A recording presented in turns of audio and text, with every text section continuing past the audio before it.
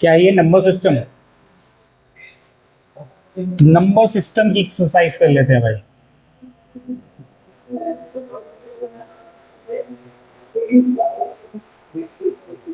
Exercise 1 क्या है? पहला क्वेश्चन, पहला क्वेश्चन भी ये कह रहा है कि क्या जीरो एक रेशनल नंबर है? तो बिल्कुल जीरो एक रेशनल नंबर है बेटा। देखो जब हम नंबर सिस्टम पढ़ाते हैं ना, तो जब नंबर सिस्टम को हम जब कैटेगराइज करते हैं तो हम कहते हैं कि नंबर सिस्टम दो टाइप का होता है, एक रियल और दूसरा इमेजिनरी। फिर रियल नंबर को जब हम कैटेगराइज करते हैं तो हम कहते हैं रियल नंबर दो टाइप के होते हैं, एक रेशनल दूसरा इरेशनल। अब रेशनल नंबर को जब हम कैटेगराइज करते हैं तो हम कहते हैं एक होता है नॉन इंटीजर, दूसरा होता है इंटीजर। बात समझ में आ रही है? अब जो इंटीजर होता है उसको फिर से हम दो पार्ट में कैटेगराइज करते हैं, कौन सा? निगेटिव इंटीजर और होल नंबर। और होल नंबर को फिर से हम कैटेगराइज करते हैं जीरो एंड नेचुरल नंबर। तो इससे पता ही चलता है कि जीरो कहां पर आया? रेशनल नंबर में। तो जीरो एक रेशनल नंबर होता है क्योंकि हम 0/1 लिख सकते हैं। और हम ये कहते हैं कि रेशनल नंबर क्या होता है? वो जो p/q के फॉर्म में लिखा जा सकता हो और जिसमें q जीरो ना हो, q is not equal to zero. इसलिए क्वेश्चन नंबर 1 का जो आंसर है कि जीरो एक रेशनल नंबर है या नहीं, तो आप कहेंगे yes, zero is a rational number. ठीक है ना? सेकेंड क्वेश्चन क्या है? 3 और 4 के बीच में आपको 6 रेशनल नंबर चाहिए। कितने? अब आप जानते हैं कि रेशनल नंबर क्या होते हैं। डेफिनेशन ऑफ रेशनल नंबर ये होती है कि all those number which can be written in form of p/q। ठीक है ना? And there q does not equal to zero. उन सारे नंबर्स को हम रेशनल नंबर बोलते हैं। तो अब 3 और 4 के बीच में अगर हमें लिखना है तो क्या लिख सकते हैं बेटा? 3.1, 3.2, 3.3, 3.4, 3.5, 3.6। अब आप देखिए ये सब 3 से बड़े हैं और सब 4 से छोटे हैं, और सारे के सारे नंबर कैसे हैं? रेशनल नंबर है। और हमें क्या निकालना था? 6 rational number between 3 and 4। Clear है? नेक्स्ट क्वेश्चन क्या है इसमें?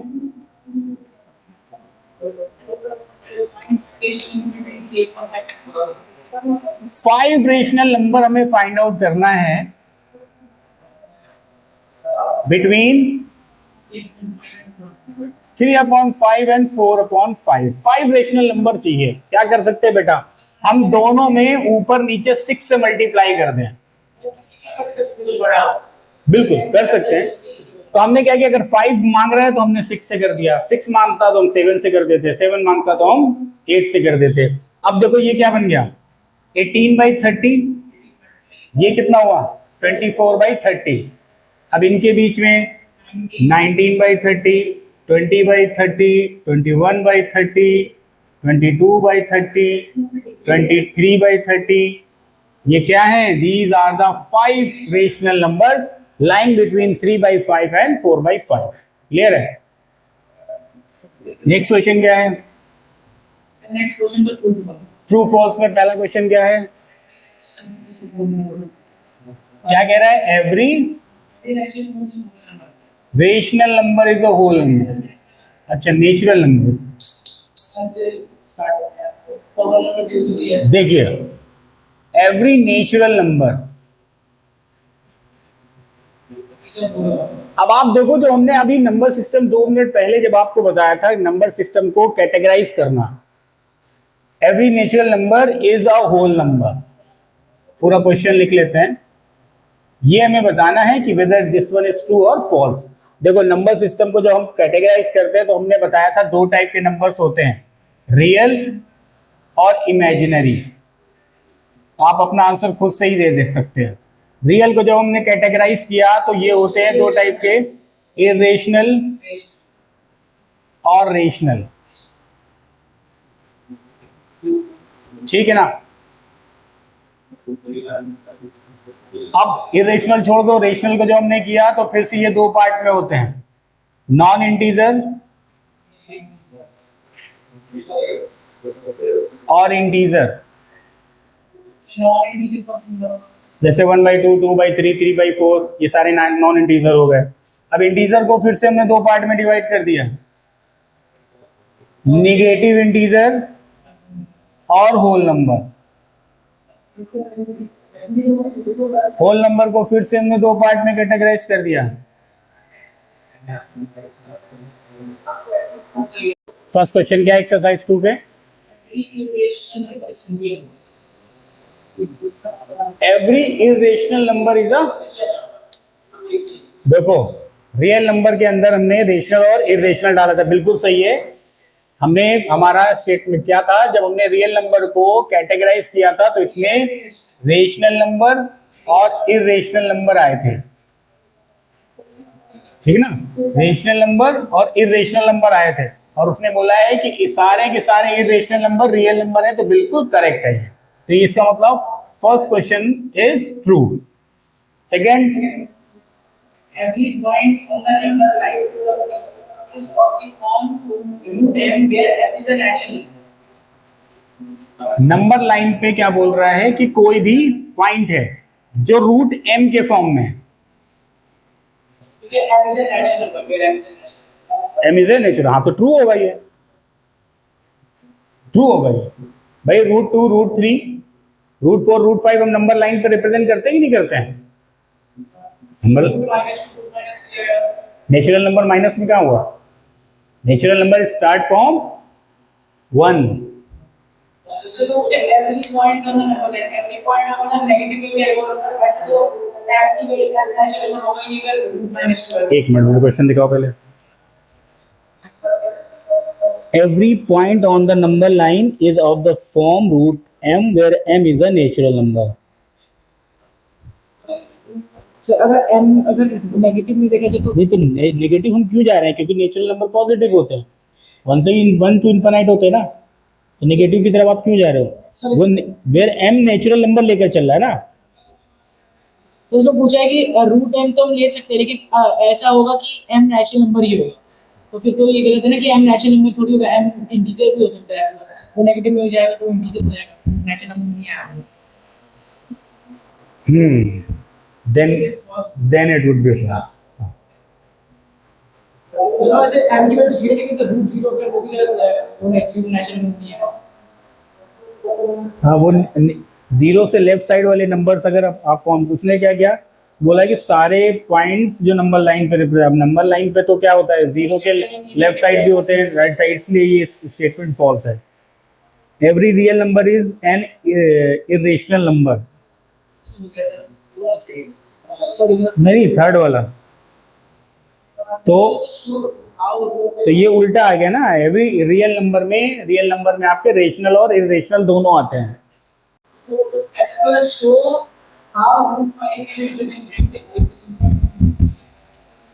चलो ऐसा कर लेते हैं, पहले क्वेश्चन नंबर 1 से आते हैं। क्वेश्चन नंबर 1 इसका क्या था?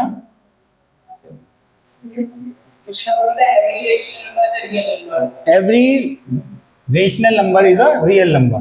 तो ये रेशनल हो या इरेशनल, वो सारे के सारे नंबर रियल नंबर में ही आते हैं। इसका मतलब first statement is true. Second statement क्या था?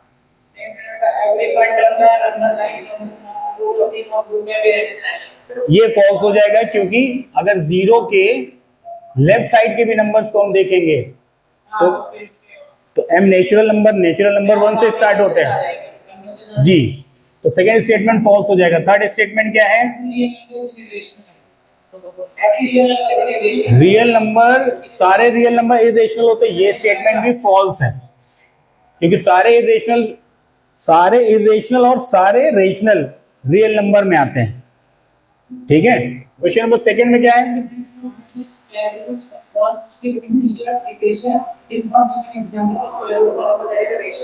आर द स्क्वायर रूट्स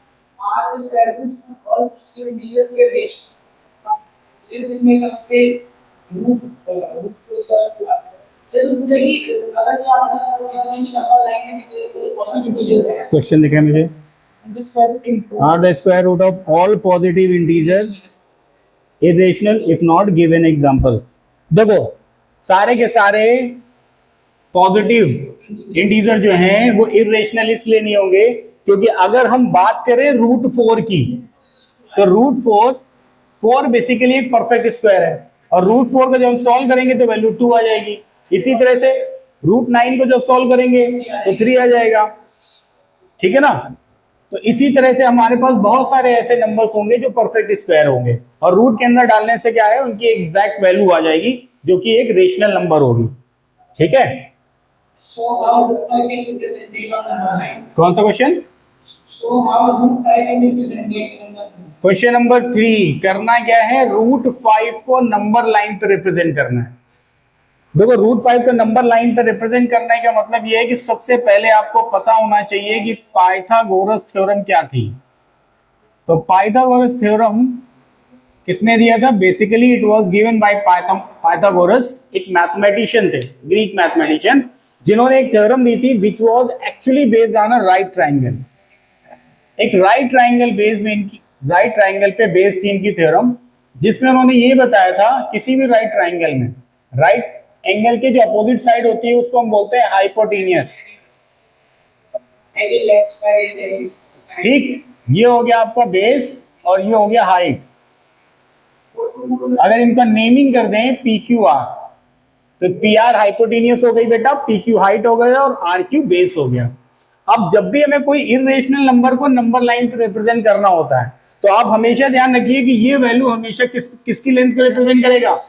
ये रिप्रेजेंट करेगा हमेशा लेंथ ऑफ द हाइपोटेनियस।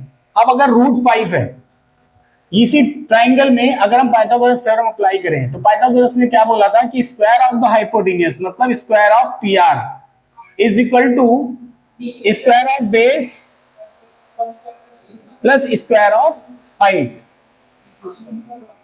ठीक है। ये बेसिकली थ्योरम से आपका एक्सट्रैक्ट करके निकला। अब √5 मतलब क्या है कि PR की वैल्यू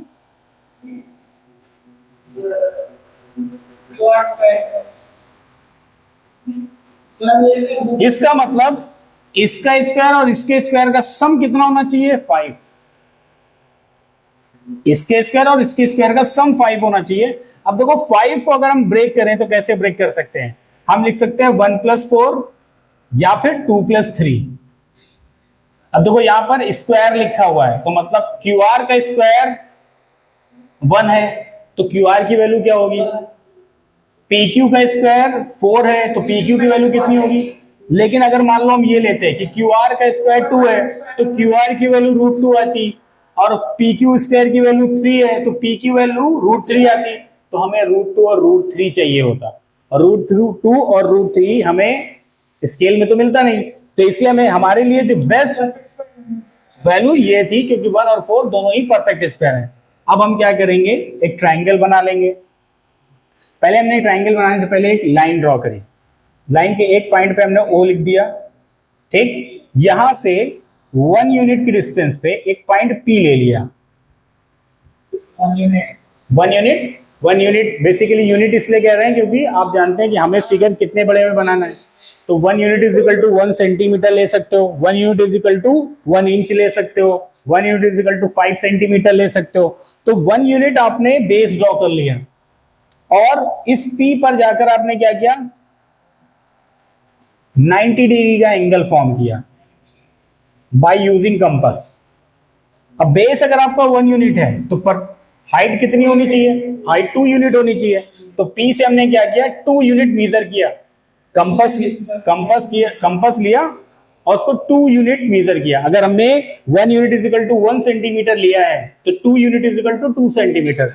तो इस कंपास के पॉइंट को यहां रखेंगे और स्केल, हाँ, पेंसिल को बेसिकली स्ट्रेच करेंगे जब तक कि वो 2 सेंटीमीटर तक ना पहुंच जाए। अब क्या करेंगे, 2 सेंटीमीटर रेडियस का एक आर्क ड्रॉ करेंगे P पर कंपास का पॉइंट रखकर। अब इस जहां पर कट किया उसको हमने Q बोल दिया, और ये हो गया 2 यूनिट।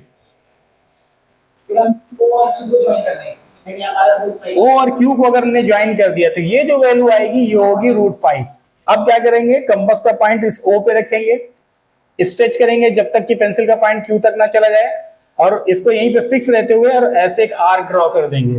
वो आर्क नंबर लाइन पे जिस पॉइंट पे इंटरसेक्ट करेगी उसको कुछ नेम दे देंगे, और वही पॉइंट आपका √5 हो जाएगा। क्लियर है?